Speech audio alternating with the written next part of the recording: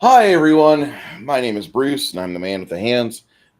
With me today is Janet from Another Planet, Bear, the Gen X GM, and Six Nation 31 Kings. Hey, Josh, how you doing? How is Doing pretty good. how's everybody doing today? Janet, Bear, you Okay. guys? Um, Just peachy. we That's uh, we just watched the movie, probably one of the earliest Michael Mann projects I've ever gotten my hands on, from 1986, Manhunter. And this movie was just kind of out of nowhere, we were discussing things, and Bear said, "You must see Manhunter." Okay, so I'm going to be quiet right now and allow my panelists here to talk about this because I'm still kind of like I want to sort my thoughts just a little further. Gets in your head, huh? It does, Yeah. and there's a reason for its pacing the way it's set up that way. I was not expecting this. This is something that I wouldn't think Michael Mann at his he was what 40 when he released this, 35.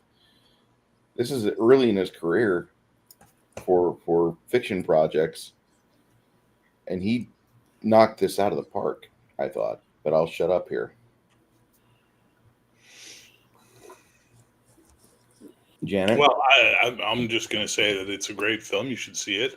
It's much less over the top than Silence of the Lambs or the remake Red Dragon or the TV show Hannibal. It's very much more psychological. It really, really gets inside you. And the pacing induces anxiety. It makes you stress while you're watching it. You're just, ooh, waiting for the next shoe to drop. But you can't tear your eyes away. It's absolutely fascinating. But I'll let the people who've never seen it before talk, since I've seen this movie like a dozen times. Go ahead, Six Nations. I'll let you go. I've seen it like 3 times, Oh, you have? and I should watch the movie. Yeah, I saw it when I was a preteen, and it was one of those odd weekends, dollar night at the video store. It was like this, and parents, and I think it was just like we're gonna watch some noir, and then some cheesy, and some more horror, and it this movie left a taste in my mouth. Like, holy crap, this is creepy. Like the other stuff was like body was it wasn't this. You watch it and you're like, okay, this is like full on noir. You got cop drama. It was the profiler type stuff because like we didn't really we had like the hard boiled detective going after the bad guys in various cop shows or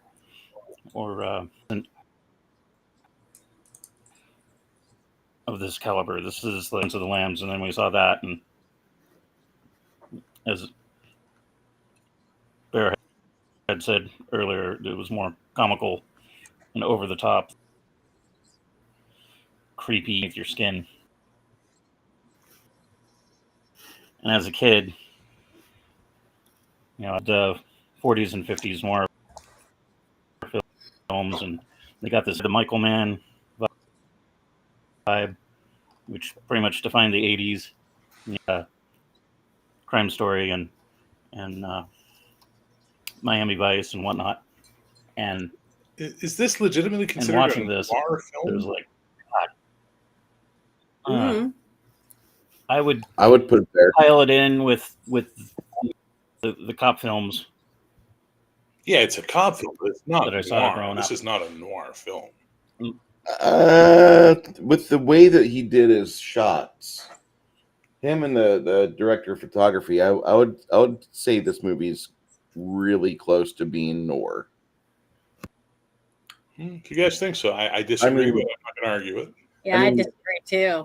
Well, the reason why I would say such a thing is because a lot of the shots are very kind of like static, and you feel like you are just an observer Like they plant your camera on the wall and they're like, shh, watch. And you're getting to see the entire scene evolve.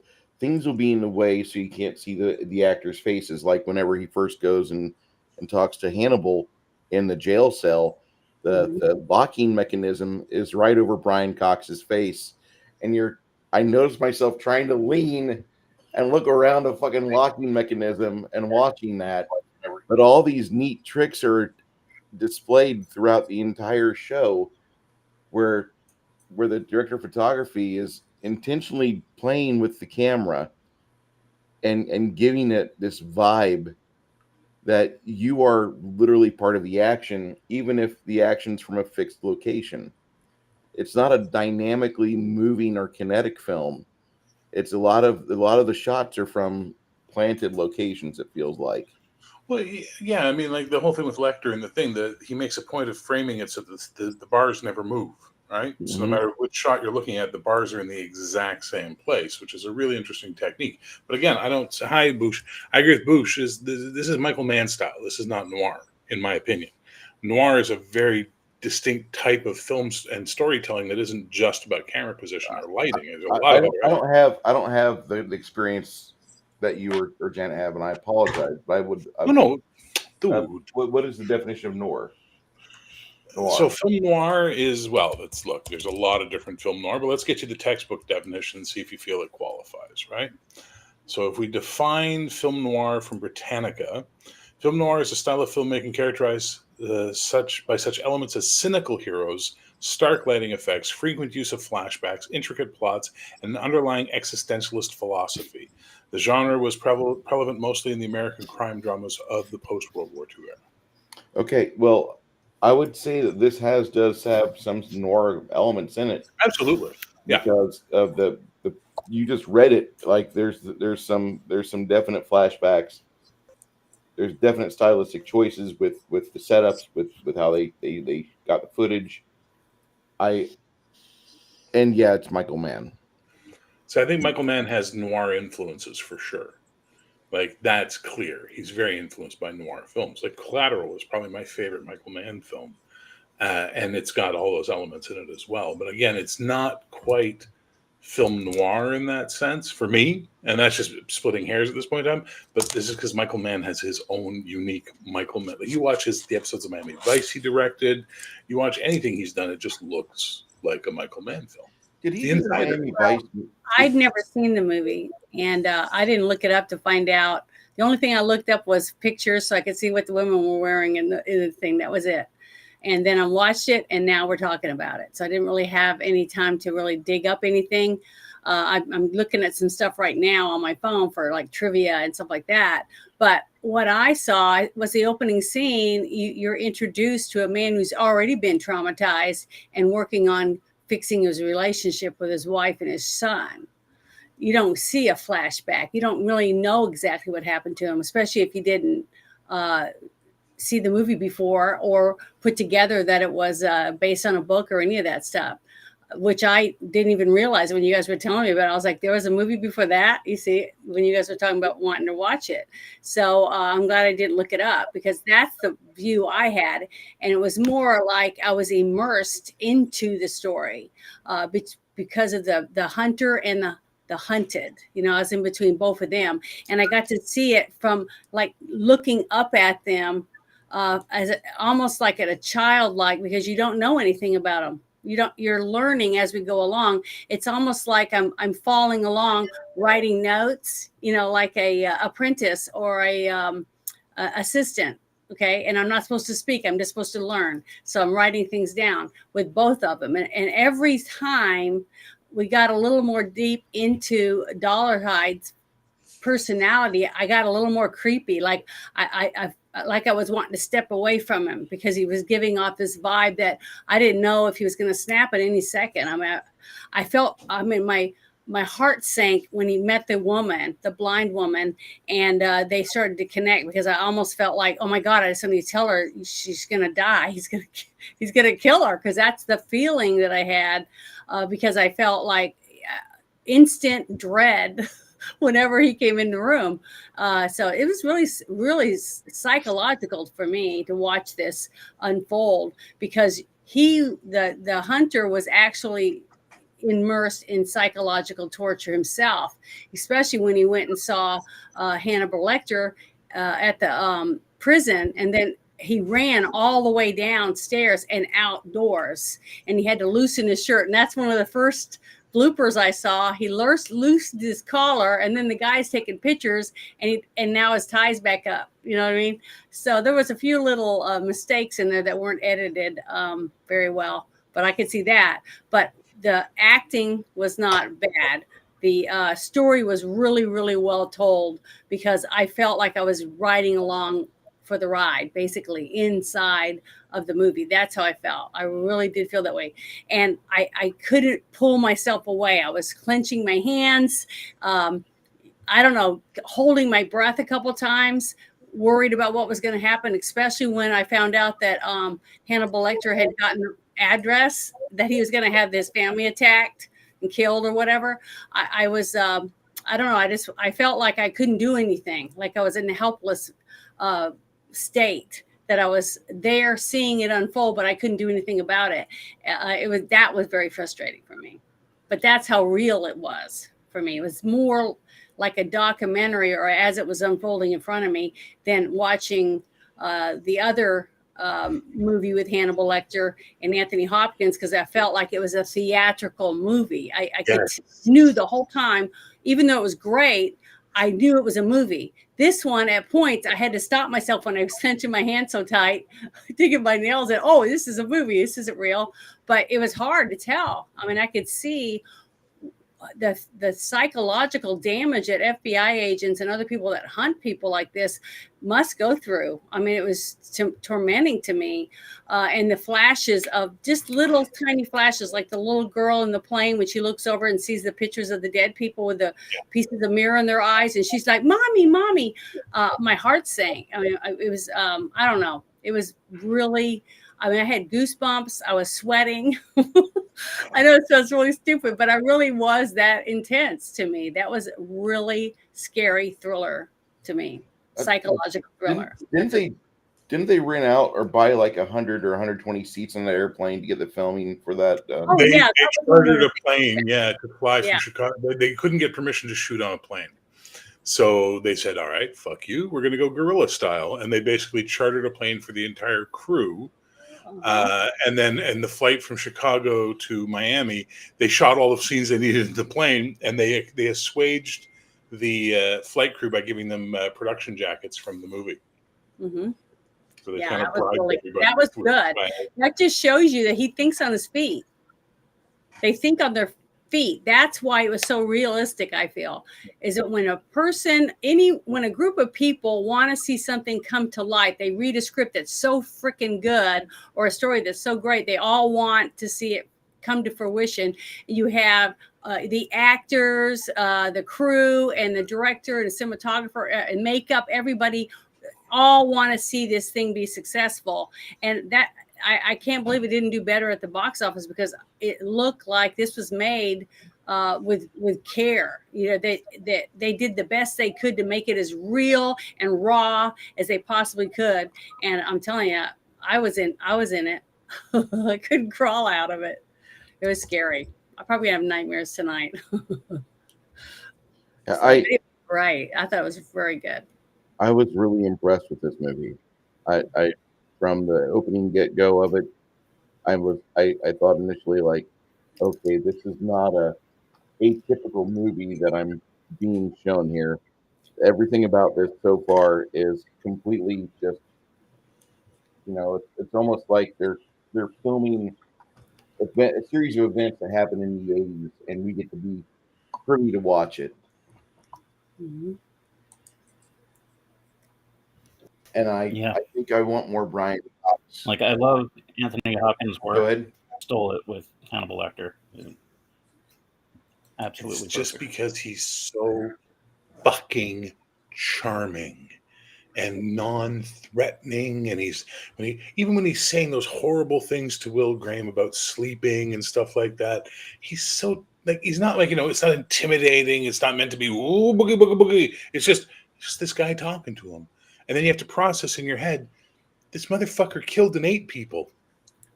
Yeah, but the scene where he's on the phone with him, with the detective, and he's talking to him, and when Graham's on the phone, you feel this instant dread, and oh my God, like he's talking to a psycho, and he's trying to keep his composure and not let this guy get into his brain, right? Then the camera goes to him, and he's laying on the bed with his feet up on the wall, like a little kid playing in the candy store. Man, I'm having some fun with this guy. I mean, you could tell he enjoyed toying with him. I love that part. I thought that was one of my favorite scenes in the movie for Hannibal Lecter's part. I think my favorite scene was when Hannibal called the phone company. I don't have use of my arms right now. Use of my arms. Go on dialing a number for me. Yeah. And the whole thing with the gum and how he gets around the phone, it's just brilliant. It's really, it shows you how clever he is too. That's the other thing. I can't stand, with his liver with like fuck off. Like we get it. He's evil, but that's Anthony Hopkins as an actor. He does not do subtle. Anthony Hopkins is very theatrical. He's very over the top, and it works in a lot of stuff. When it comes to Lecters, give me Brian Cox every time, because that man scares me. Mr. Matt, like no one ends this movie with a fucking fetish for Hannibal Lecter. No one ends this movie going, God, that Hannibal Lecter. But you finished Silence of the Lambs, and more people were celebrating him than Jodie Foster's Clarice, right? Like he became. If it wasn't for Anthony Hopkins' Hannibal Lecter, we would never have had Dexter. You know what I mean? Like this whole, it's almost, and I'm not saying it's 100%, but it's almost like you can trace the switch to sort of lionizing the villains around that period of time moving forward in film, right? Before that, the bad guy was still a bad guy. Yeah. So, I remember watching a documentary, and they were interviewing Charles Manson. Okay. And they were interviewing people that were walking around wearing Charles Manson shirts and talking about Charles Manson and all that, and they're like writing songs about him, and it was just creepy. And then I started noticing more and more women writing to prisoners, serial killers and stuff, and wanting to marry them while they're in prison. And I was like, to me, that's when I started noticing. I don't know when it was for sure. I think it was in the 90s. And you wonder why Bruce has a hard time when women vote. Oh, wow. I think it's psycho. So not all women are that way. But what I'm saying is, what scared me about it was the fact that people were worshiping people that commit horrible, horrendous crimes and thinking it's cool. Wearing a T-shirt with Charlie Manson on it, and you think that's normal. But look, Marilyn Manson and all of them, look at the stuff they do up on stage, and people just seem to, oh, it's awesome. It's so cool. I love Halloween as much as anybody. I like doing it, but to me, it's Halloween. It's to dress up and have a good time, not to go out and perform rituals and bring people into my cult. It's not anything like that. So I can separate it. Yeah, but there's so many people that can't. The fetishization of the killer, the fetishization of the villain, is from the impotent nature of our society, right? Mm-hmm. So Vikings understood something. They understood psychopaths are going to exist in our society.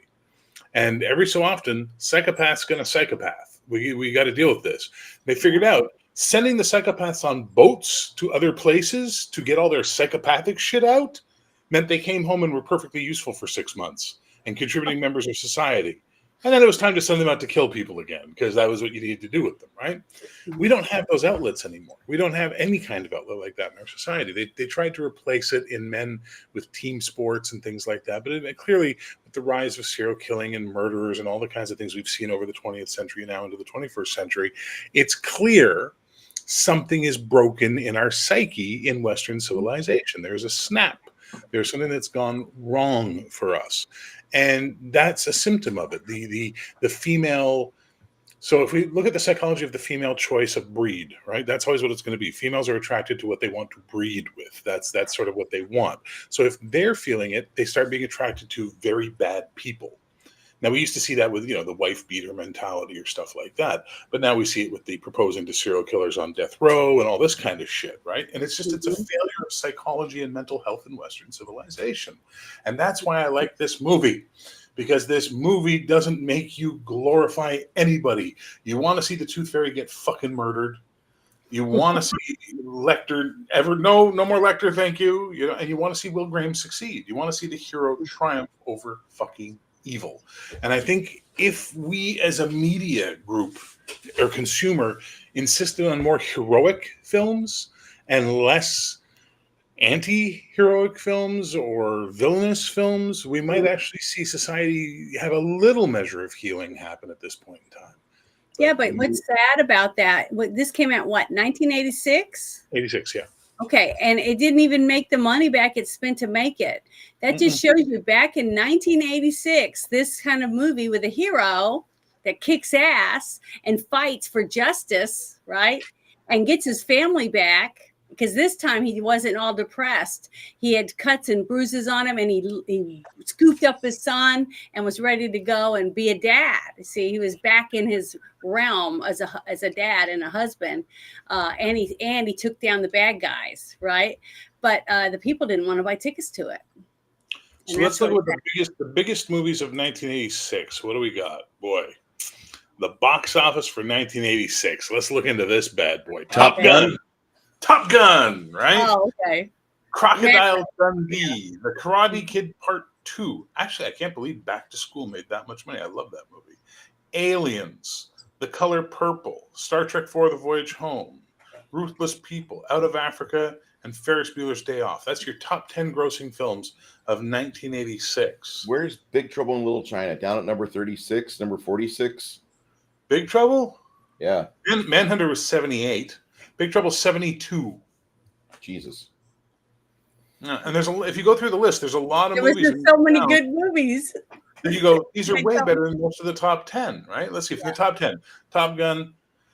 Do you like volleyball? Do you like watching kids play volleyball? Do you like watching guys pretend they're not gay for a whole film and Kelly McGillis have to dress up like a man to get Tom Cruise's attention? Do you like films like that, Bob? Because I didn't go see it at the theater. I didn't go see Top Gun at the movies. I didn't like Tom Cruise. So. Crocodile Dundee is just American representation of Australia in the 80s. Like, you guys were really into ninjas and Australians for some reason in the 80s. I will never understand that. Karate Kid 2 is a sequel. Back to School is an amazing film. I love Back to School. Well, the reason why it was called Manhunter and not Red Dragon was because Year of the Dragon had come out, which is considered one of the most racist, horrible films made in 1985 or whatever it was, or maybe it was in 86 it came out. So Dino De Laurentiis panicked and said, nope, no word dragon in this title. Nope, because he didn't want to get hit by it. Little Shop of Horrors came out in 86. Mm-hmm. Labyrinth. I just saw the ending, the not so secret ending to Little Shop of Horrors about 2 weeks ago. Oh yeah, with the alien invasion. Yeah. Brazil came out in 86. Blue Velvet. Oh well, okay. Care Bears 2: A New Generation. There you go. That was clearly the thumb on the pulse of the film. Wasn't Transformers also coming out in 86? Yep, Transformers the movie was 86. Yep. Highlander was 86. I went and saw Transformers. Invaders from Mars, which I love. I didn't see that one. You've never seen that one? Mm-mm. That's the remake? That's the Toby Hooper that's the movie that Toby Hooper made Life Force for. No, I never saw that one.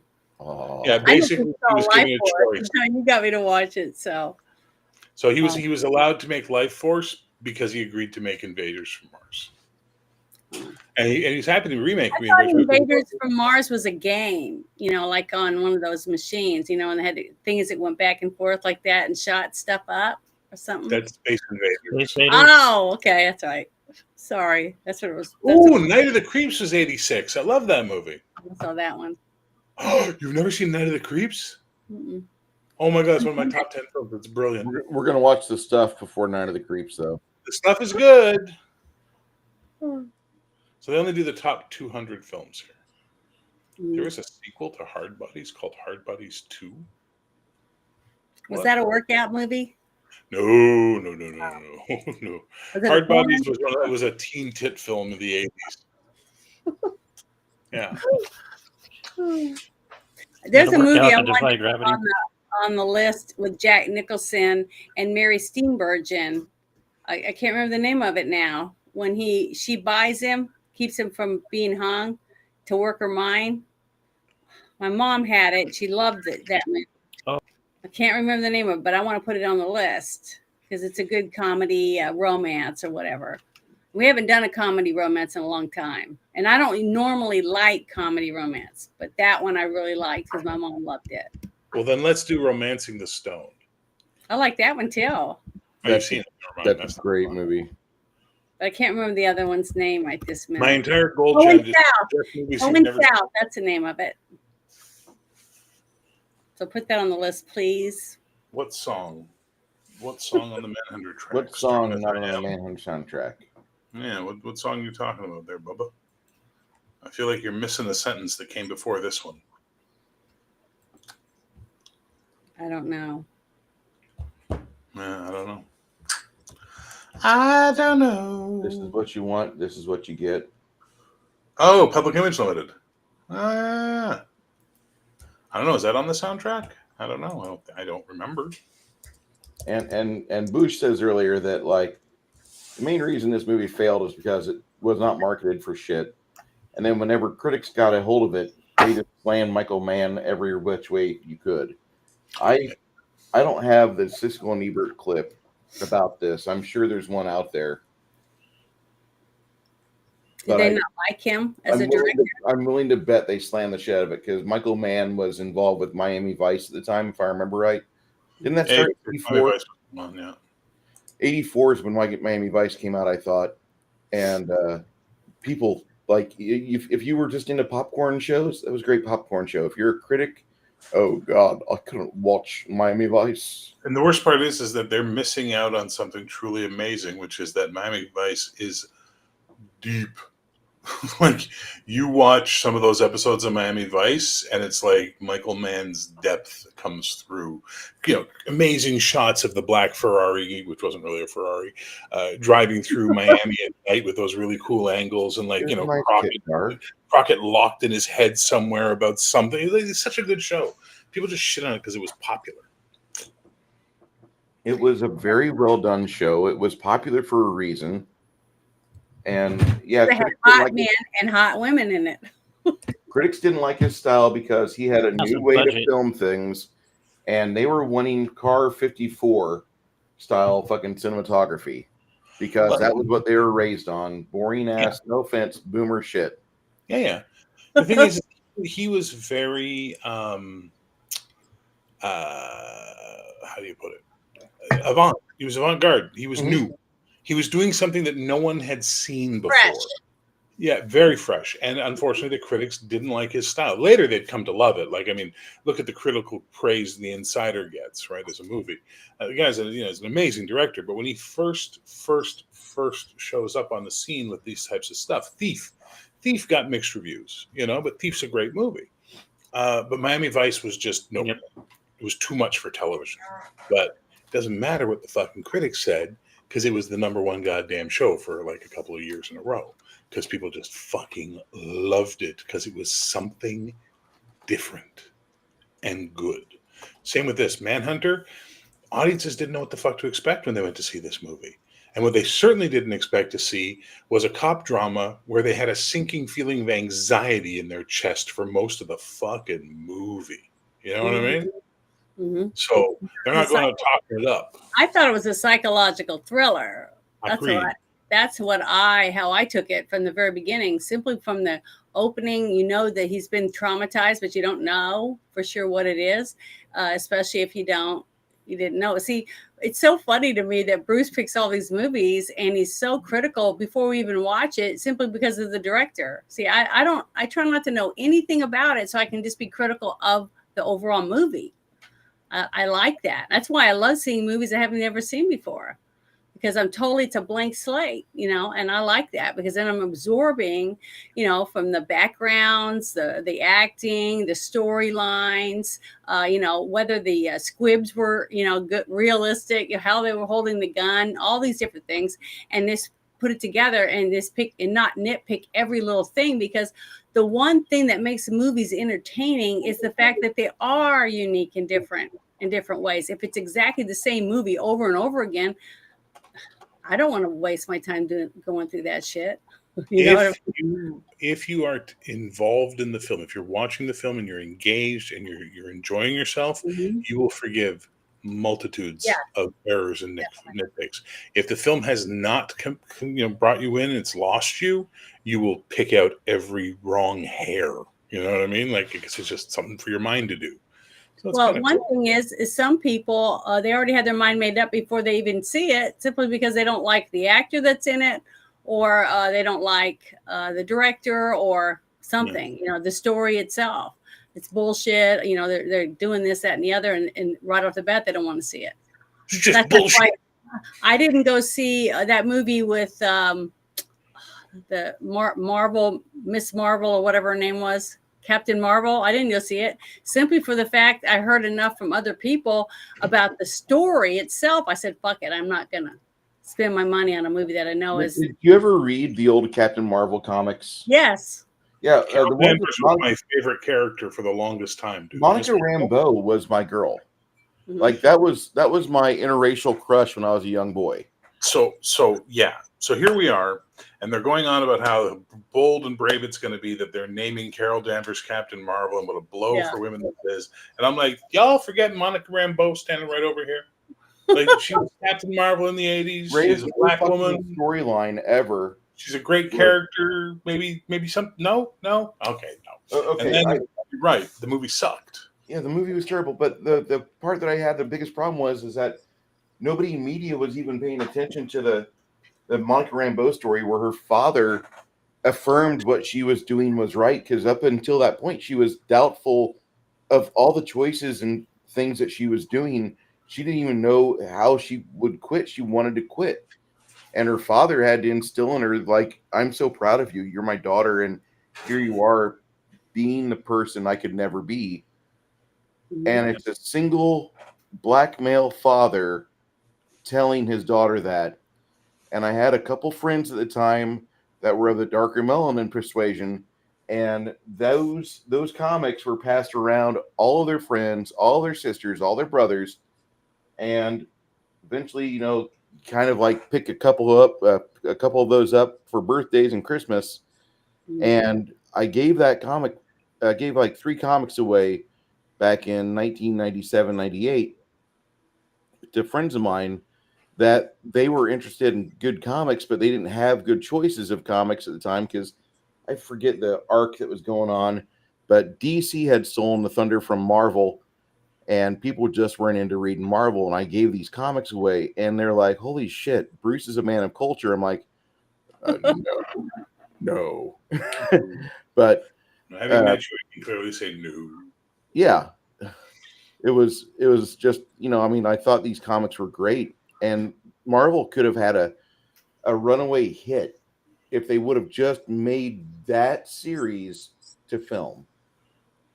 Okay, but this is the same. So you talk about how the media didn't talk about it. Bruce, this is the same media that when Star Trek Discovery launched couldn't shut up about how it's the first female black captain. Meanwhile, all of us are going Star Trek 4.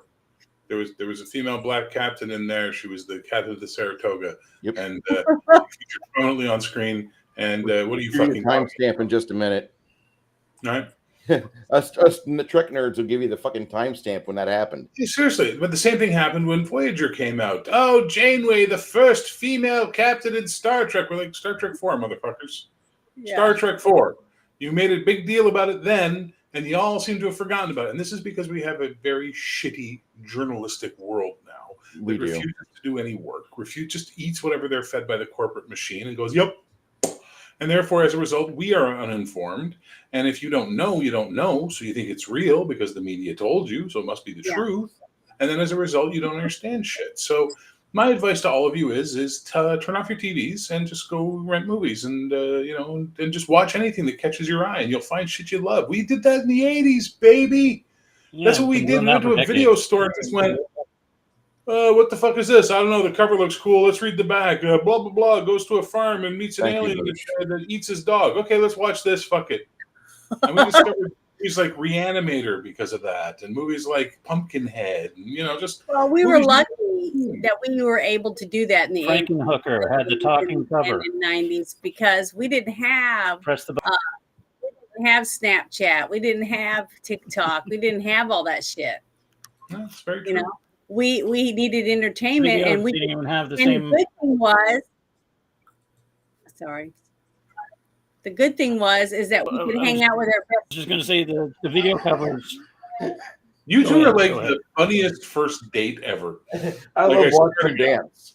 It's true. They just talk and I couldn't hear him speaking until I was speaking. So It's Well, lag, do you Janet. notice how, like, having a visual cue of your face really helps because you can see the other person's mouth open. You go, maybe I should stop talking or whatever. This is why when I run games, no one's allowed to do what he's doing, which is just have their static image up, because as a result, they talk over top of each other. It's something I've really noticed in the last 3 years of streaming. Anyway, that aside, finish your point, please. 6 kings, 83 nations, and 47 flags. I was going to say, with the movies of the 80s, when you go to the video,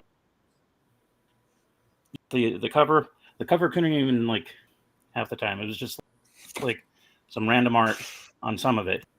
It was a crap show. You went get the movie. It's like you look at the cover, you go, that looks cool, and it's not even a movie.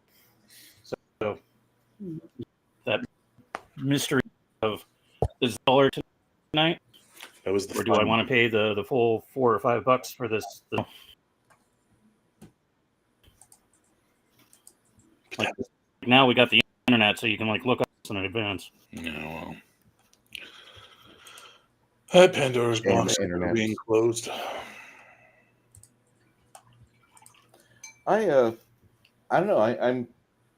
I was really impressed. I went into this movie mostly blind.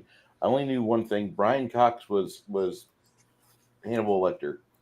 And as I watched the film, Petersen really sells his role as a cop that's trying to keep everything separate so he can go home to his wife and kids and be a dad. And I thought that his participation in this movie, probably he's the one part about the film that some people would say might be the weakest part, but I really appreciated being able to watch him struggle. And I think he gives one of the better performances that I've seen in a crime film, especially before 2005. I don't think I've really seen a cop struggle so much with what they're going through and what's going on. And whenever he's sounding things out and putting it all together, you get to be that fly on the wall, and you get to watch him literally piece this together in the eureka moment. I think Petersen is really a fucking good actor. I want to watch more stuff with him in it. And from what I was just reading just now, he did a lot of work with William Friedkin, and who's one of my favorite directors, rest in peace. And he has worked with Michael Mann a couple times. I've not seen Thief. Is he in Thief? I think he is. I think he's in Thief. Yeah, I could stand watching this guy a couple more times because he seems like he's a really good actor, and he's able to transfer what he's able to get out of the script to the screen very well. And for a main character, for a good guy, you usually don't have that. The good guy's the putz in the movie, like Val Kilmer's Batman. He got to be in the Batman suit while everybody else acted around him. And that just, this is a really refreshing, pretty fucking good movie, and it has a lot of layers to it. I'm very pleased. It's a good movie. It's a very good movie. Yeah. But what I was going to say earlier, can I say that now? was the fact that when you would go to the video store and rent a movie with a couple of your friends, you went back home and you popped popcorn, you hung out, and you watched a movie and you talked about it afterward.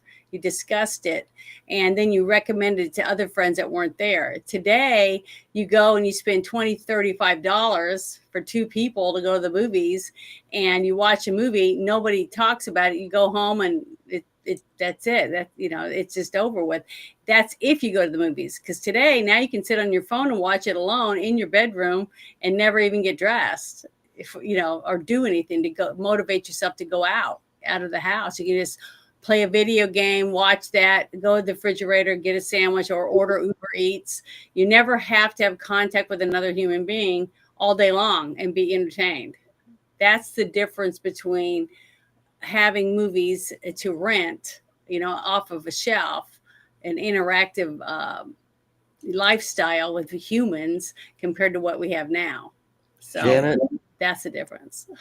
Janet, tell me you hate 2025 without telling me directly you hate 2025. I already did.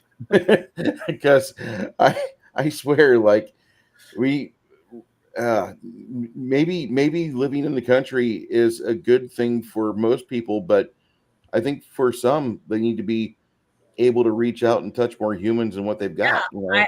and that's what I'm saying. I went through a huge culture shock when you live in a city that you could drive half a block and get a daiquiri through a drive-through and go back to your house. Why are you driving a half block to get a daiquiri? I can stumble there just fine. The thing is, it had everything. I had a movie theater. I could go an IMAX theater and get an alcoholic beverage, you know, and watch the movie. I could get a real meal. There was another restaurant, but it was a cinema pub, basically, where you could eat and watch a movie with friends, bowling. I mean, everything. And here, where I'm at now, I can't even order pizza, have it delivered to my house. So I'm going through that. And that's why I see all these people with so many people living around them, but they don't even leave their house. And I live somewhere I wish I had friends. You know, I wish I had people I could do stuff with during the day. That's why I love this, because this is my only interaction with people besides my daughter, basically. I mean, I just don't, there's just nothing, you know. So you give up one thing for something else. It's like really hard to find a place that's in between. And that's one reason why I like watching these older movies, because it's a nostalgia brought to life, basically. You get to see what it was like to live then, or to be around, and what was popular back then in the era, whatever it is that you're watching. My favorite one is like back in the, 1800s, you know, that type of stuff. I just love that. I love the clothing. I love, I probably wouldn't have really wanted to live back then, because you got to bathe once a month, things like that. But I just love it. I just think it's beautiful to watch. And I love the feel of what I see as I'm watching it on the screen unfold. But this movie was realistic. You know, I felt like I was there with both of the actors as they were competing. One was hunting victims while he was being hunted by the detective. I just love that. I just think it's really good. And I think a lot of people today, young people today, that are interested in psychological thrillers and things like that would really love this movie. And it's not outdated. I mean, I thought it was great. I mean, I didn't think it was lacking in any part of, like not enough CGI or not a believable setting or anything like that. I thought all of that was really good. There's little things, like I was saying about the, things, one thing I brought up earlier, but besides that, I think it's an excellent movie. This movie was released in probably the second or third best year for cinema that I've ever read about or experienced. And I was lucky enough to live through 1986, because that was the year that The Summer of Aliens came out. Mm-hmm. That was the year that we were given the greatest movie of all time, in my opinion, The Big Trouble in Little China. That's the year that we had the sequel to Karate Kid, and the first cracks in LaRusso's character are seen in that movie when he's talking about how he dumped Elizabeth Shue's character. And all of you internet nerds better shake your fist at that because nobody should dump Elizabeth's shoe. Anyway, She looks like never mind. I'll never understand the Elizabeth shoe fixation, but there's a certain type. Bruce, look at the screen, Bruce. All right, Bear, hold on. Oh my God, he's not even looking. What a rude guy. Hold on, Bear. Let me hoist up something here that. Not only do I have this board game, There we go. I have the card game. Okay, you big nerd. What do you want? You want a cookie? Yeah, he wants a cookie. So, anyway, hi Willow, hi Don Bradley, hi Bush, hello everybody that's here. Cotton Ministries, hello sir. I still remember what we talked about. Six Nations. You said you've seen this movie about 3 or 4 times. Mm-hmm. When you saw it, how old were you? 3 times. Time that I saw it, I was about 12. Okay, you're a moldable young man at this point. When you're watching this movie, what were you thinking? If you can recall what you were thinking when you were a kid, and I know I'm asking you to go back 30 plus years, yeah, but it was interesting because my dad had said it was based off of a novel, Mm-hmm. and I wasn't keen to reading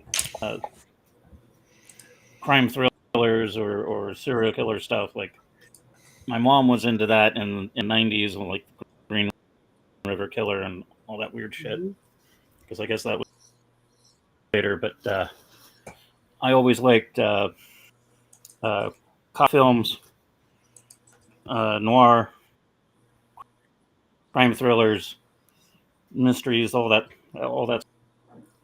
And when I saw this, it was really creepy for me because, like, he played a convincing serial killer, and it was just the whole thing creeped me out. Then you got Hannibal Lecter, and I'm like, okay,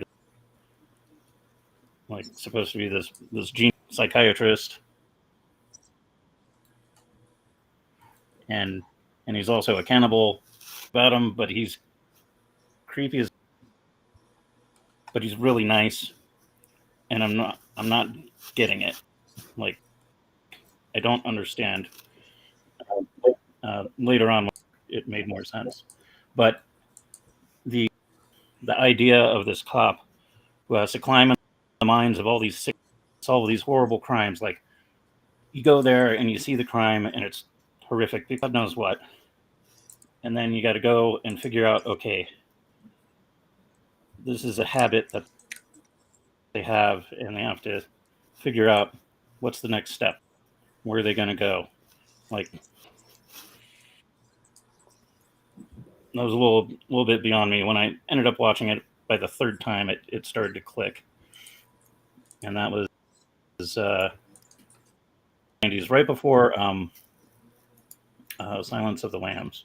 Right before you saw that? Mm-hmm. Yeah. Okay. And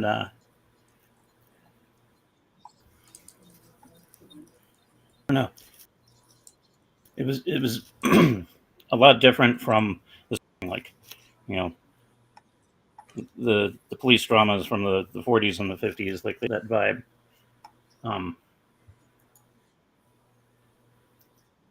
And then this was like really. Well, yeah, wasn't this movie, and doesn't this movie kind of feel like this is the first time that a police officer's psyche can be really damaged, can be really tainted or tarnished by what he's fucking with? I don't know of any movie before this or any show before this that really goes into that, except for maybe Cagney and Lacey. And there's a lot of people that would be like, well, those are just 2 women cops, blah. You know, because the Hill Street Blues. Yeah. Or like, you get the whole cop angle, but it's not at a what is the word I'm looking for? Well, it doesn't a fit in subconscious level. really. It doesn't really fit into any of that because this isn't a revenge. This isn't a revenge movie. This isn't a man who's out for revenge. This is a man that was It's not traumatized, buddy cop or anything. almost killed by a serial killer himself years earlier. So he quits his job because his wife and his son need him to be there, and he wants to be a father and he wants to be a husband, but he has what it takes in here to solve those types of crimes, and he's dedicated to it. So and his friend that used to work with him knew that. So when he took those pictures, he knew that he wasn't going to be able to say no, that he would have to help solve the murders of both those families. And because it's something that he just feels like he's drawn to do, that he has to do. He has to be successful. And even if it takes a few more murders to get there, they know that he was going to figure it out, that he's able to get on that level. And there's real detectives that can do that type of thing on a psychological level, be able to think and figure out where this person's coming from to be able to catch them. That's why some of these shows, if you watch some of these documentaries that with the FBI, a lot of them have said they went to see other serial killers like Ted Bundy and stuff to help catch the Green River Killer. And that's real. That's actual things that the FBI did because they were desperate. They didn't want to see any more bodies, washing the shore, found out in the woods. Our whole families, like BTK, killed for over 30 years, whole families of people. And then you had the other guy, the one that was in Missouri that was killing people. California, the Golden State Killer. It's disgusting. We have active serial killers all the time, and people can connect with that because we all know some story about some serial killer. So to me, seeing him get in there and trying to get in there and hunt this guy, not because, he hurt my family. It's not like, what was that other movie with Charles Bronson or whatever? Death Wish. Okay, Death Wish. Okay, those were kick-ass. My mom loved those movies. But the thing is, it's nothing like that. This is basically, it almost seemed like a real life FBI agent, and you're seeing step by step along with him as he slowly sees walks through the places and absorbs the information and then tries to put it together, saying, what are you looking for? What are you seeing when you look at this woman? That type of thing. He's trying to figure it out, and he does step by step. When he finally realizes the connection between the two families is through the photo lab, because he already knew what their pets looked like. He already knew what the inside of the house looked like, where their rooms were, everything, because he watched movie after movie after movie, which made you want to go, fuck, I'm not going to let anybody develop my film. I'm not sharing my stuff with anyone because some psycho might really decide to use that aspect. But I just thought it was tremendous at making me understand what the police officer's psyche was going through that, and the turmoil, and when he found out that Hannibal Lecter got his address and had that guy going to go after him, his family. To me, like I said, I was clenching my fist and I was sweating. I couldn't do anything. I felt helpless while I was watching because I was immersed into the movie like it was a real life thing that was happening right in front of me, and I couldn't do anything about it.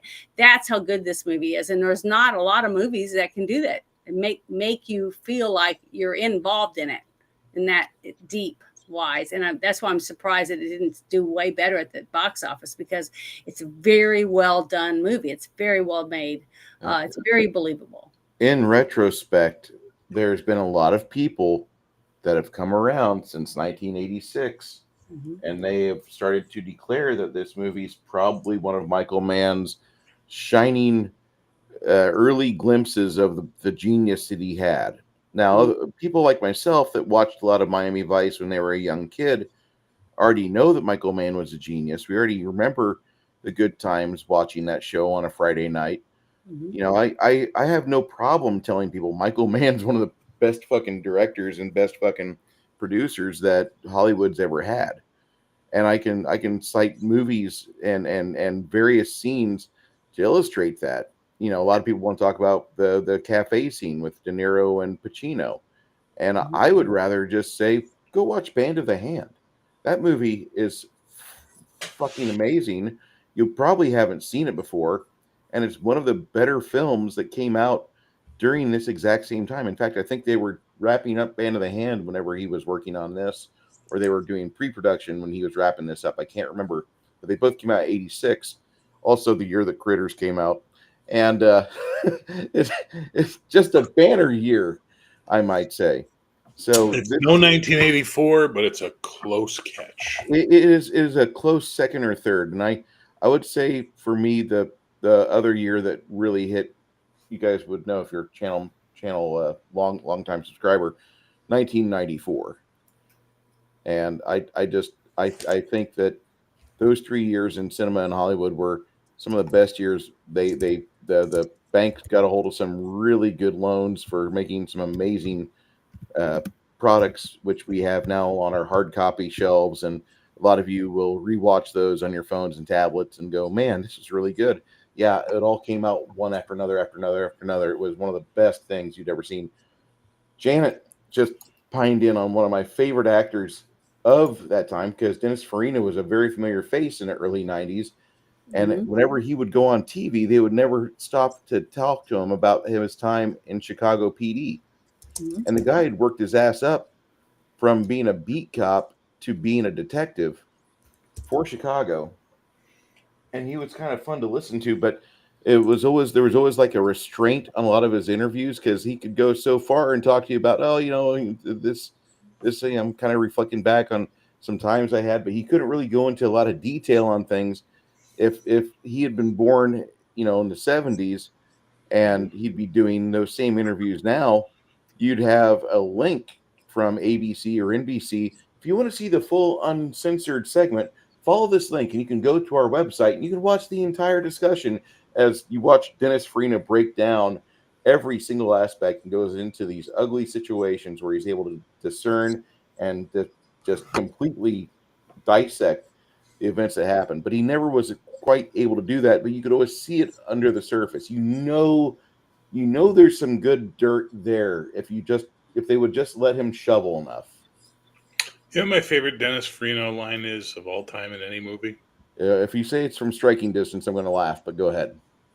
Anything to declare? Yeah, don't go to England.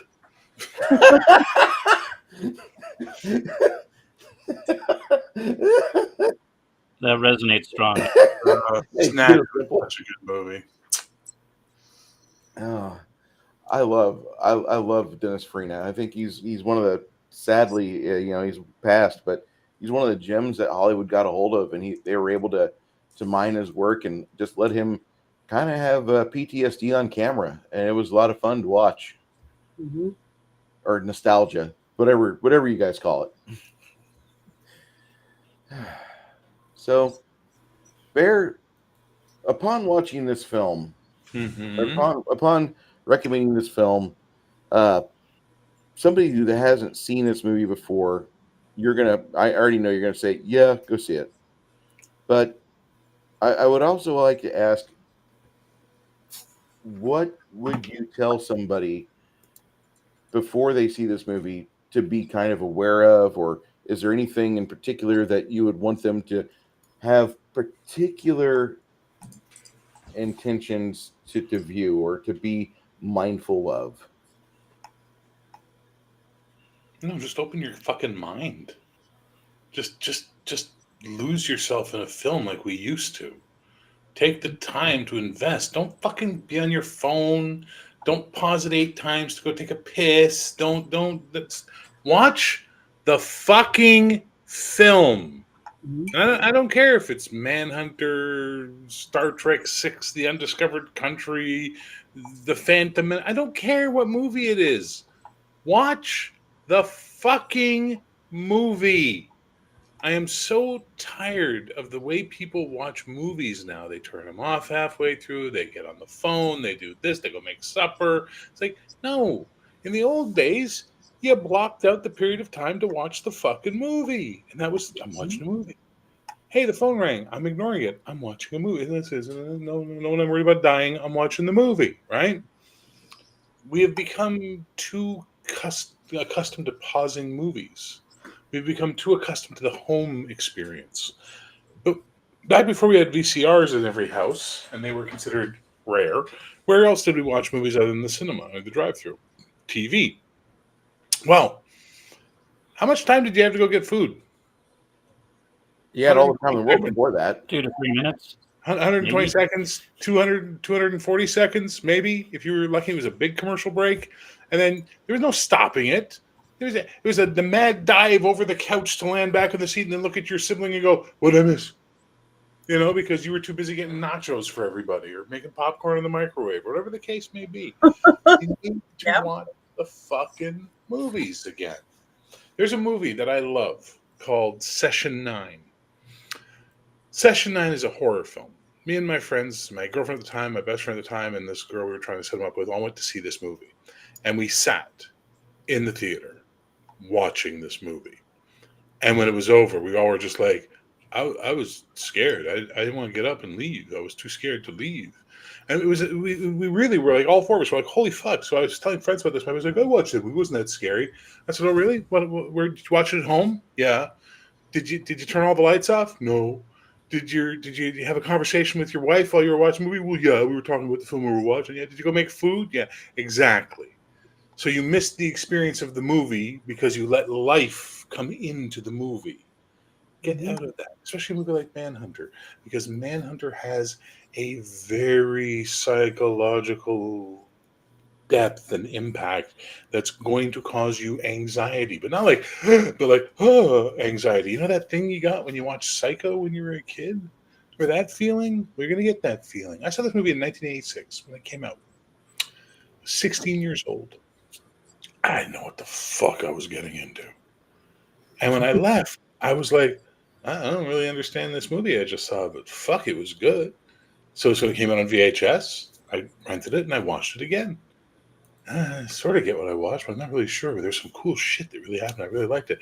And I just kept watching it over the years until somewhere in my 20s, I went, oh my God, this movie is fucking brilliant. And I understand now what my brain was trying to tell me, but I didn't have the understanding in 86 to understand what I was watching. Open your mind. Like Watto tells you when you go to Mars, open your mind and watch the fucking movie. Thank you for attending my TED Talk. I don't know. I think that's kind of accurate. Too many people I know, whenever they're watching a movie, they call me up and tell me about it. But then, are you enjoying a film? Oh, I'm watching it right now. No, you're not. You're talking to me on the phone. Stop it.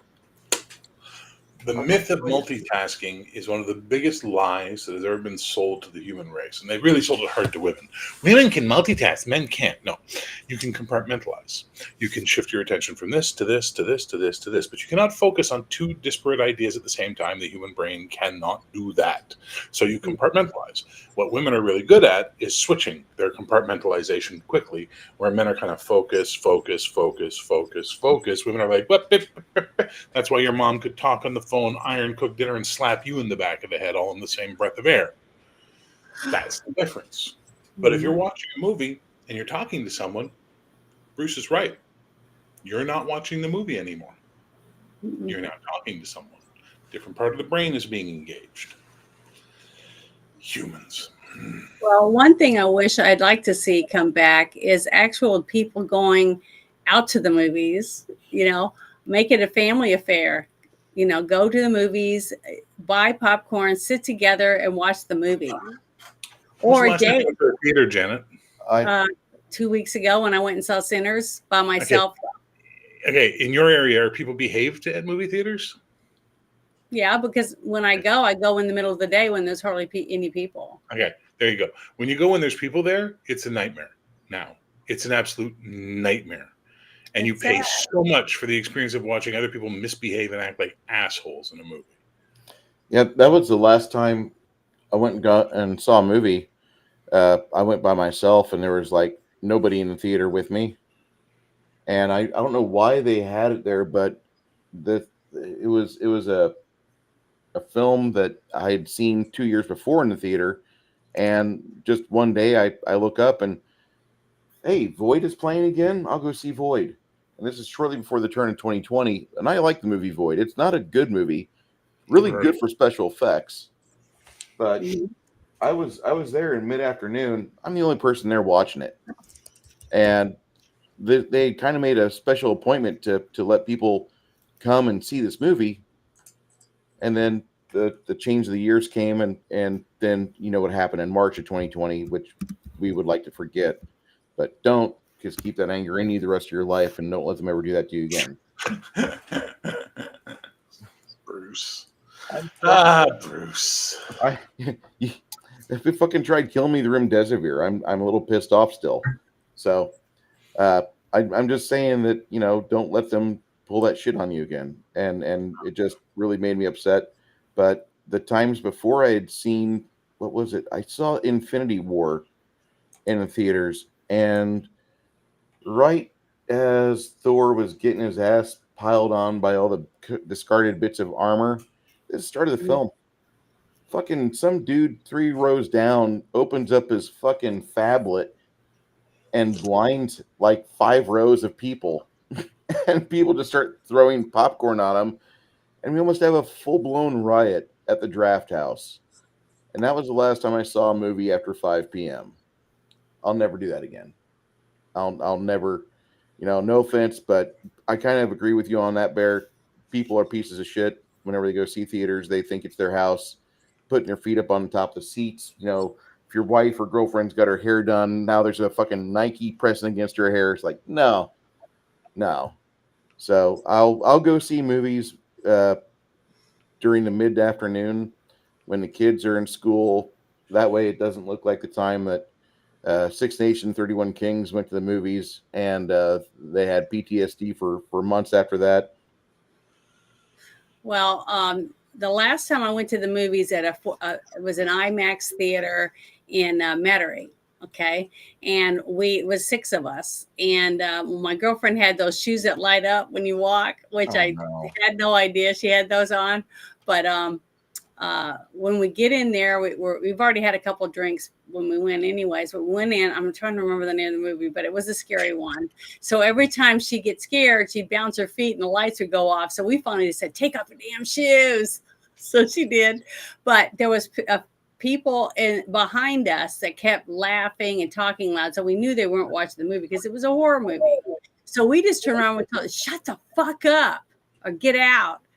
They got up and left because enough people were saying, shut up. Nice. I almost got into a fight last time I went to the theater.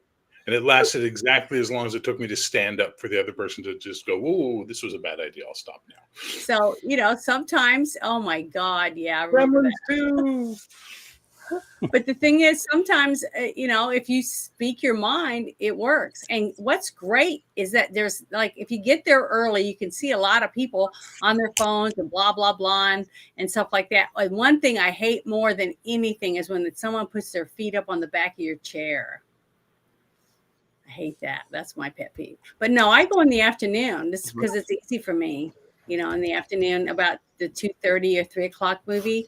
And it's perfect because there are people there. When I went and saw Deadpool, it was almost completely packed. That's almost too late for me to go see a movie. Everyone was good. They sat, they watched the movie, they laughed when they're supposed to, and they went, oh, you know, stuff like that. But you got to expect them to react, but I was reacting. So, but they weren't on their phones. They were watching the movie. So, I don't know. I guess I've been pretty lucky. I've had very few bad things happen at the different movie theaters that I've been able to go to. Okay.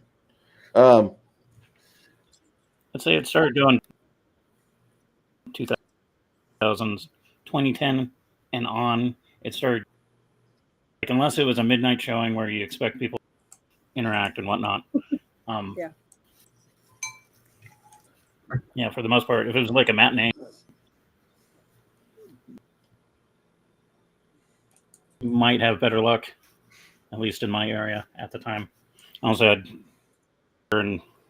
video rental where they would go out, or there's going to be something showing up at the cinema. So Mhm. I'm sorry, I just have to deal with Bush here really quickly. Take their advice, and since they knew the crowd, focus on two separate things at the same time. You can compartmentalize, which is switching between two tasks. So Bruce switches between painting and talking.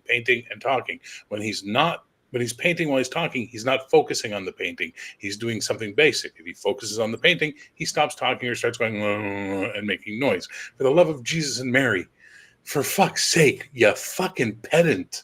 Are you happy now? You win somehow? Is that what we just did? Fuck. Dear Lord, brother. This is why we can't have nice things anymore. This is why we can't go to movie theaters anymore. This is why we can't be in public anymore, because everyone's a fucking genius now.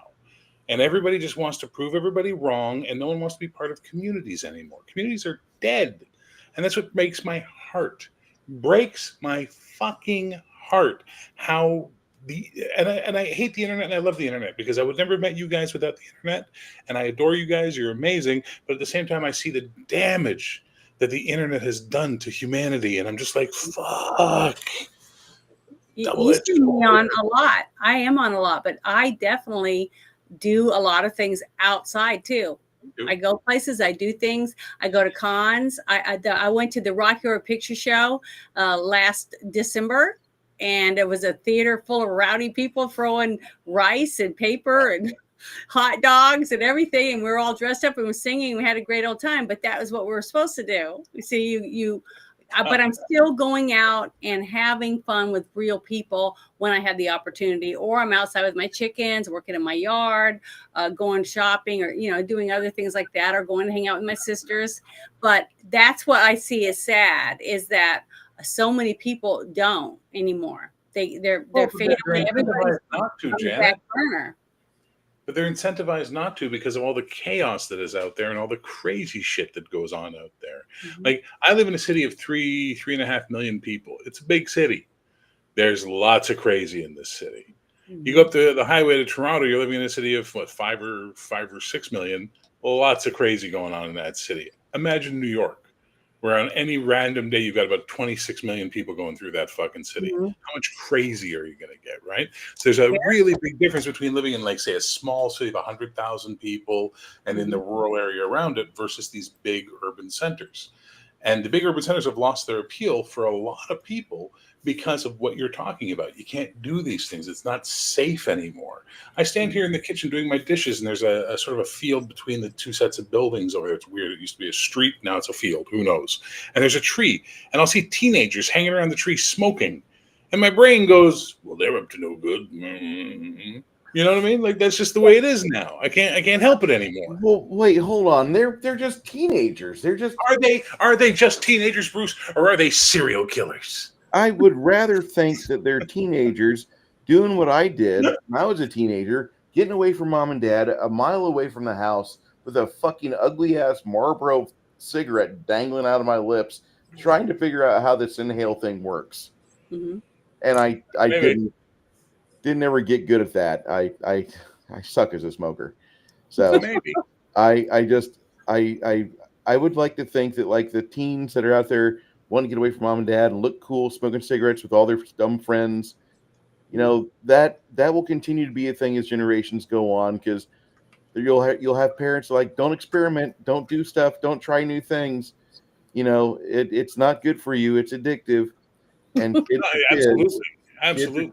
Kids are kids, and they're gonna fucking experiment with shit, and they're gonna go do stuff that they have probably no right to try, but they're gonna do it anyway.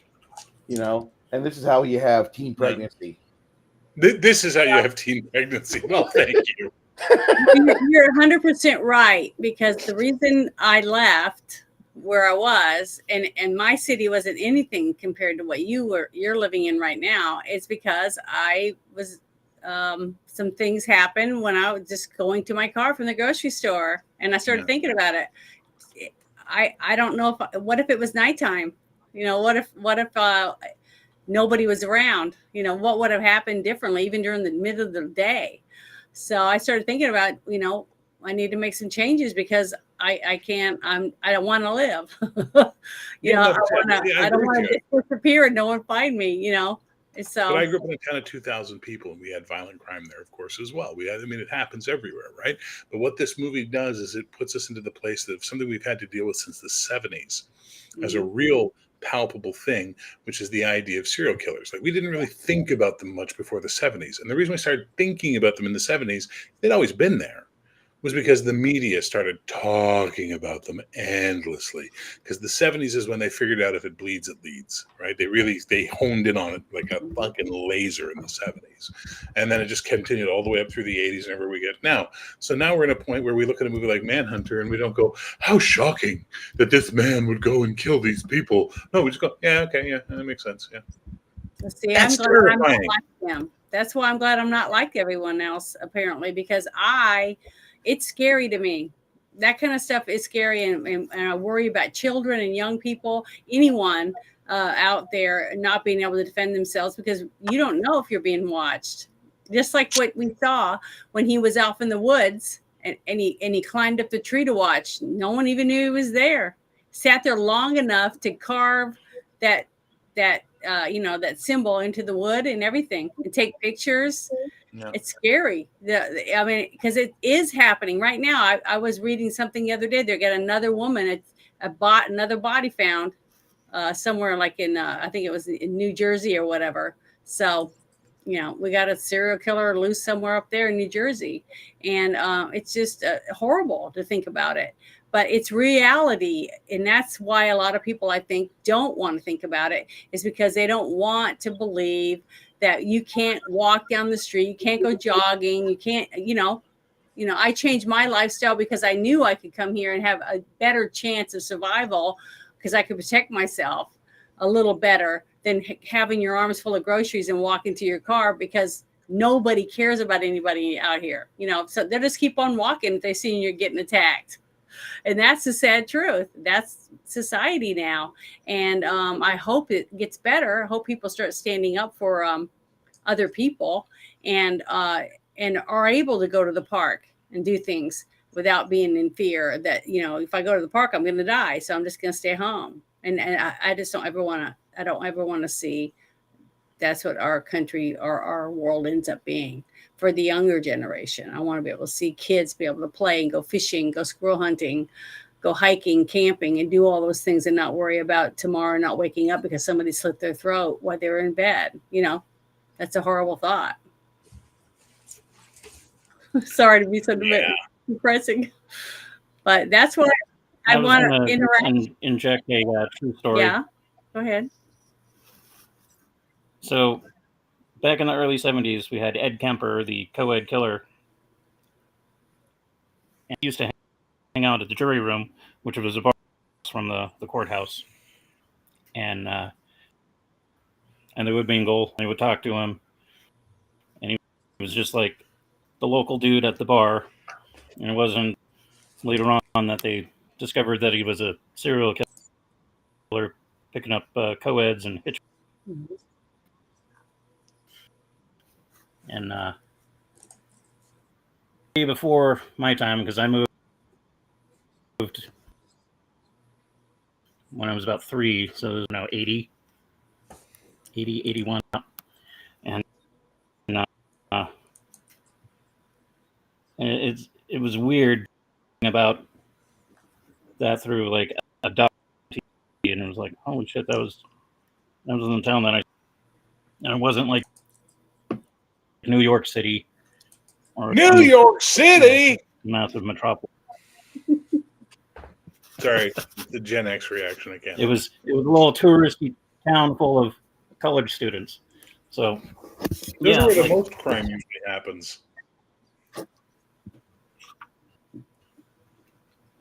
It's like here I'm in the 3rd largest city, and it's only peaked at what, 110,000. You haven't peaked yet. You haven't peaked until all you see is these miserable Western European 3-story apartment buildings that are as far as the eye can see. Tell me when you get to the level of Katy, Texas, because that's what's over at Katy, Texas. You're driving along, you got super fucking Honda dealership, and you have 78 buildings that are 3-story apartment complexes that back in the day they would look like manors, But now you realize, like, nope, they put 30 separate units in those, and people live like sardines. Let me know when you get If to I that wanted level. that, I would have moved back to Cali. Well, No, thank people you. haven't realized they're in prison yet in Texas. People haven't realized the misery that they've got here. And when people start seeing that and they start like heading for places like Tulsa, Oklahoma, or Nixla, Missouri, or burbs of Toronto, to get away from 3-story apartment buildings with 30 separate units and only one parking space for each unit. Once people see and understand that, I think we're going to have a real shift, a real cultural shift as Americans and people worldwide realize, like, I do not want to live like it's fucking East Germany of 1970. I'm not into that. Well, how old is your apartment complex? The one I live in right now, Mhm. it's like a 1992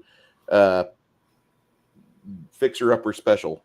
If Okay, you saw well, my ceiling, nobody's it's still there and people are still moving in.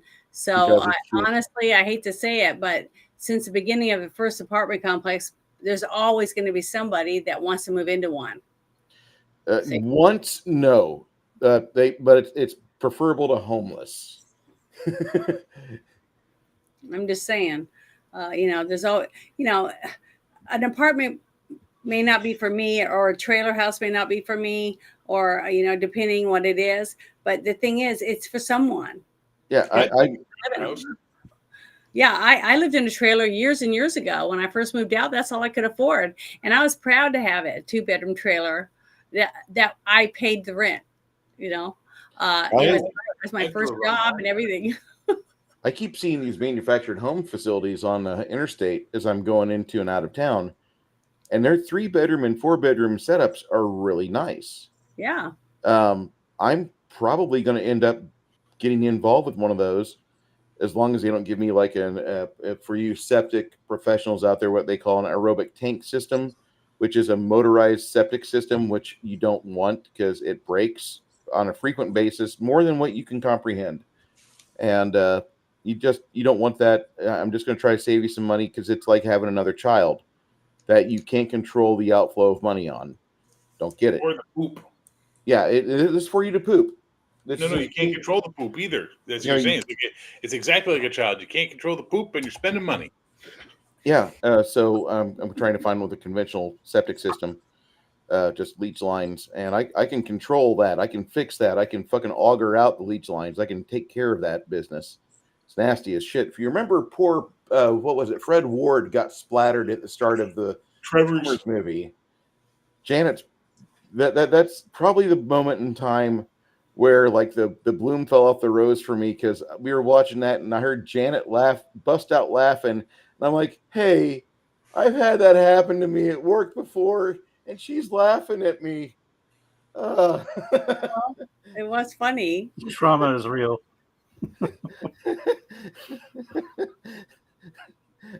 So Back to the movie. Huh? Sorry. No, it's okay. We went on a lovely sidetrack, but it was. Maybe we should get back to the movie. I want to know what the people that have seen this movie before. I want you to put your honest thoughts about Manhunter 1986 in chat. I've already got one individual said that he liked this movie better than Red Dragon. Mm-hmm. I think I read that. No, not you, Bear. It was somebody I'm saying else. I agree. Me too. Yeah. And it was really interesting because now that I think about it, Red Dragon, when it came out, I remember reading the reviews on the internet where they were saying this is no Manhunter. And I didn't understand that. I had no frame of reference. Now I do.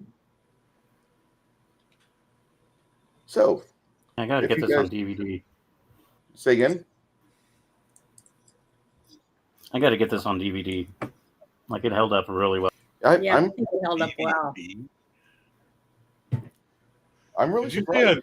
Well, I can't get it on VCR. If I had a VCR. What about Blu-ray? Blu-ray market has a freaking PS3, but I want the DVD. Okay, no worries there. I'm just curious. DVD, like, I mean, yeah, 1999 called. They want their technology back, you know. I actually like DVD better than Blu-ray for the fact that the majority of the DVDs that came out have a better commentary track than a lot of the Exactly. Blu-rays. A lot of That's the Blu-rays. Say again. Yeah. Fair. Oh, I was agreeing. Exactly. Or mainly why I get DVDs. I've been everybody say get a DVD and in like ages. I'm like, really? If it's a series, like Futurama or Dexter or 6 Feet Under, I always wait and get the box set, so I have all of them. So that's what I like. I save my money for those because to me the collectible things like that are great, and that's a series I would love to do reviews on if somebody wants to do it. Is 6 Feet Under.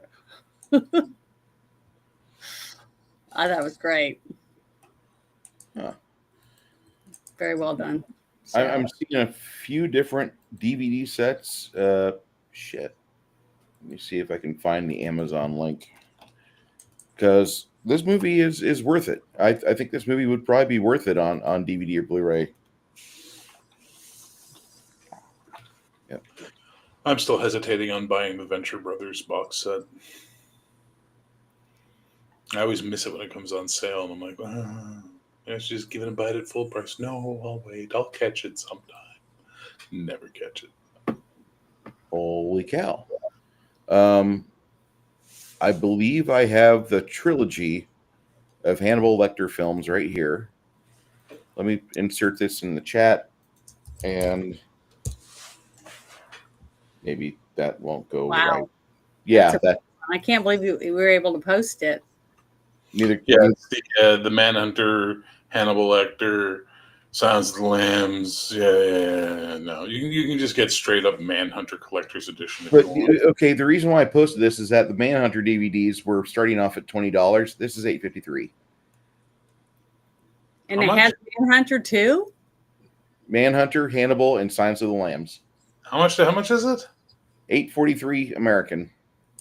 Jesus, that's a good deal. Yeah. DVD. Everything else was fucking $20 and up, and that was just for one movie.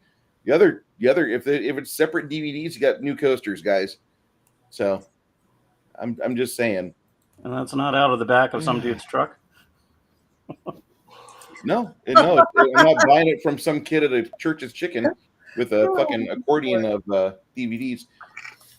Bear, what do you think about this movie? What's your rating, sir? Thumbs up. It's a yeah. Okay. If I was less tired and less hungry, it'd be a very enthusiastic yeah, but I'm tired and hungry now, so it's just yeah. Oh. Yeah, I'm hungry right now too. I don't know why I'm so starving, but I'm very hungry. I really love this movie. I was really impressed because when you showed me the trailer, I went, oh, because it kind of looked lame for some reason. I don't know why. I was like going, oh, it's going to be one of those B-rate, thing. That's what I was thinking. I guess, like I said earlier, if you have something in your head and you just go with it, it will ruin it for you. So don't let that ruin it. So when I saw the movie and I got to sit down today and watch it, I was very impressed with it.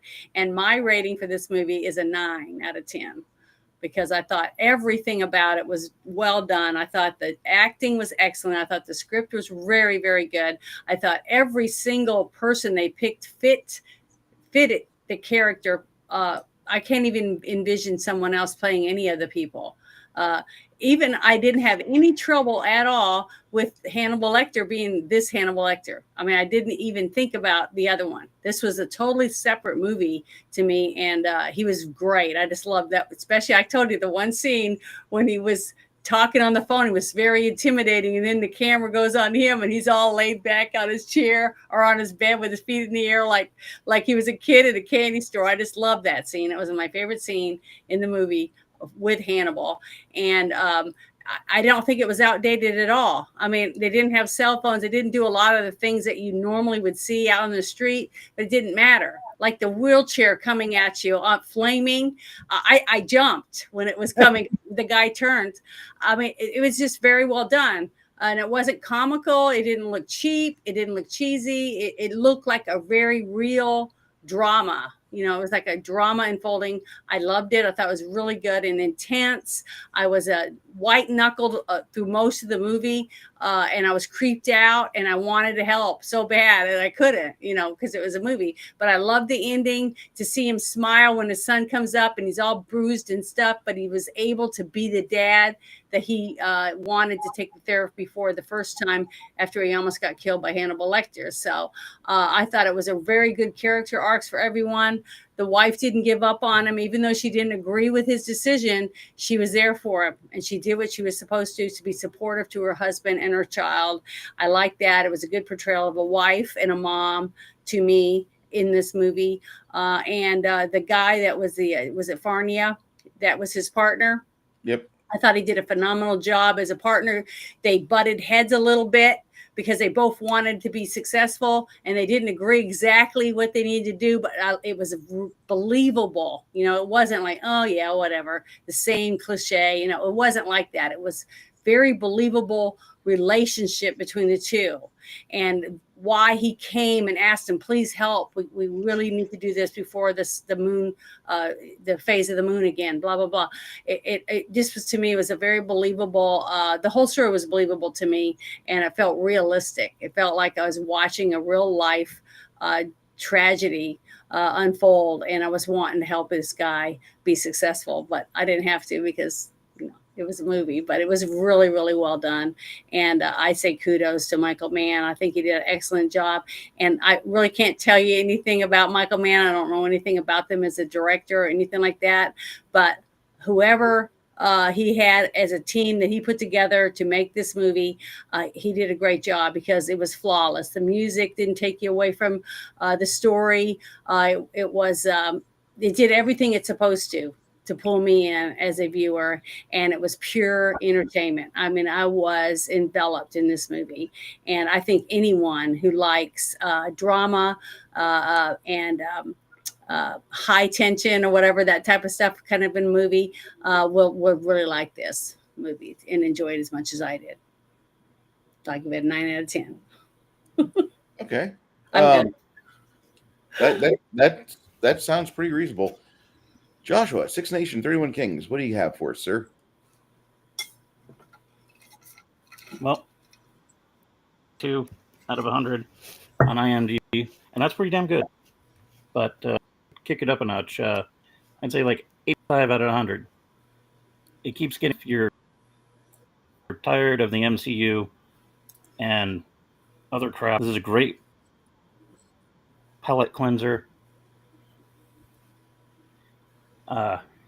If you got kids, yeah, don't let them watch it. But if you had fucked up parents like I did,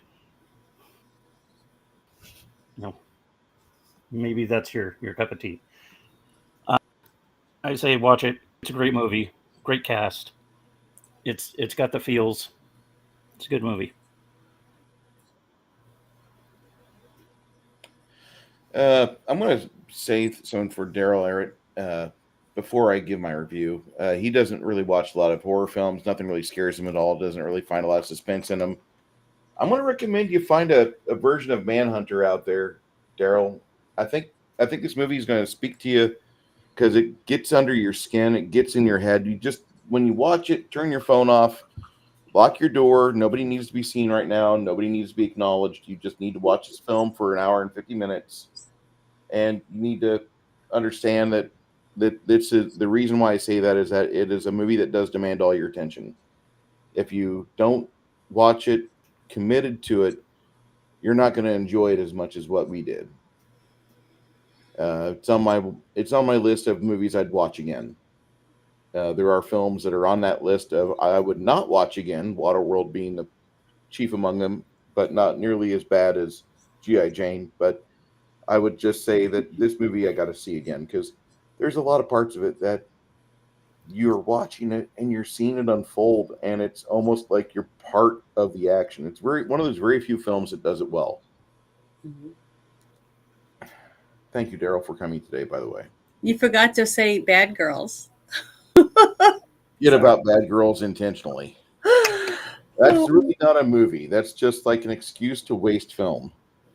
You're getting a lot of views on it. I have no... no time. I have no time for such movies.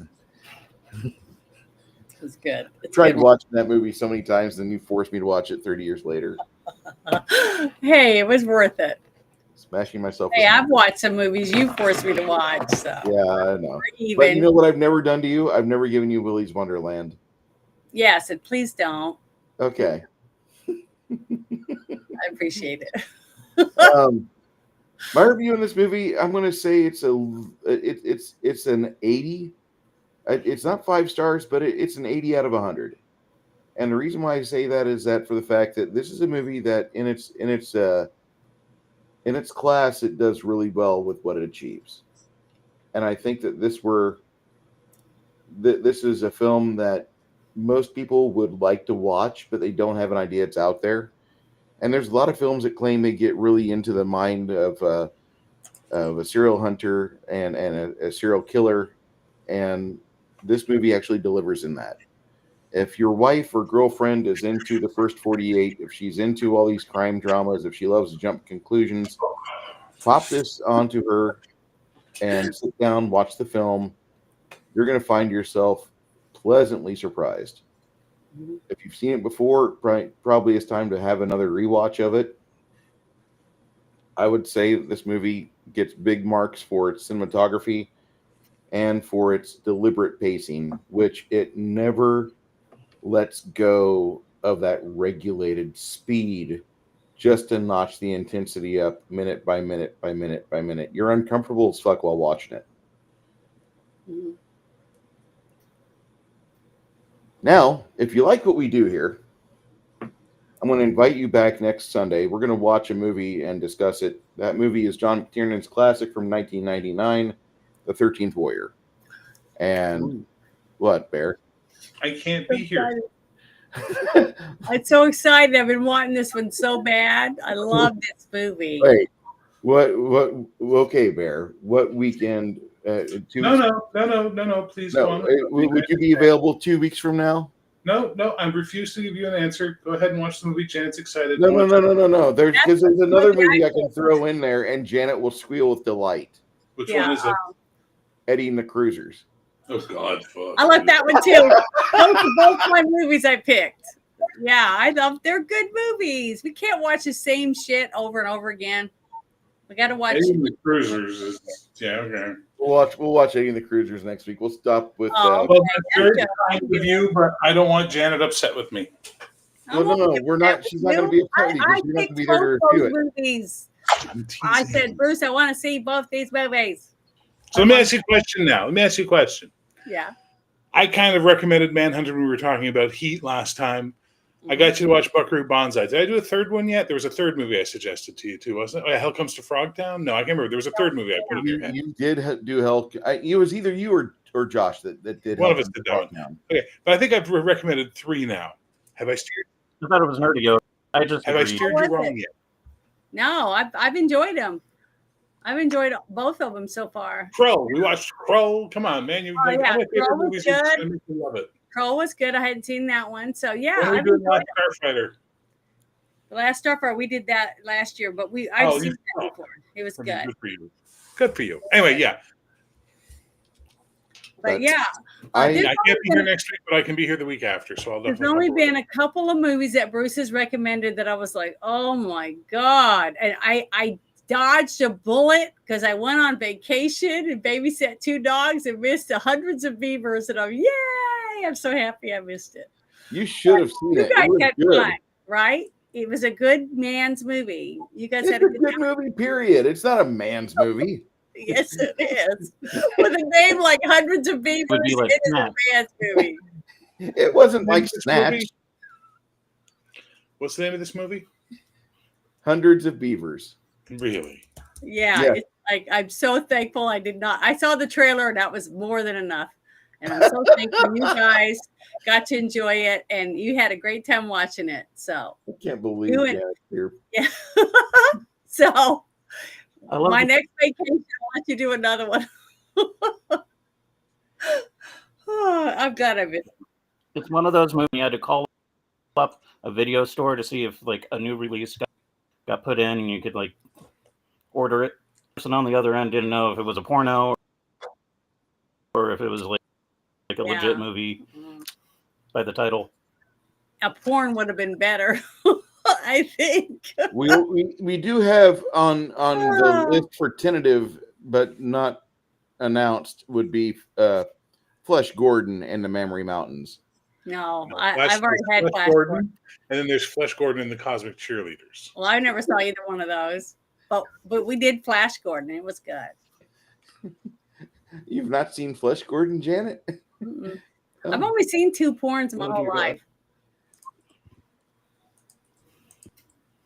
Good night, everybody. I've only seen 2. I went to a theater in Florida and watched them, Dead in Miami. I laughed through them because I didn't know what to. I was like, "What the hell am I watching?" It was terrible, bad acting, bad sound effects. I mean, all of the above. Oh, come on! They have the special effects from Captain Kangaroo now. Come on. Oh, it was horrible. So I have no need to watch porn. I'd rather make my own.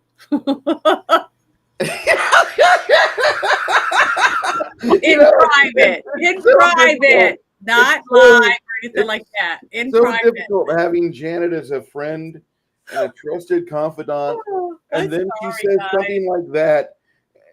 I'm sorry. Keep digging that. I meant in private, with no one else, just me and him. That's it. That's what I meant. So. Wow. Thank you. All right. So I'm tired, too hungry for this. I'm just letting it go. Yeah, we're done. See you guys next week. Eddie and the Cruisers.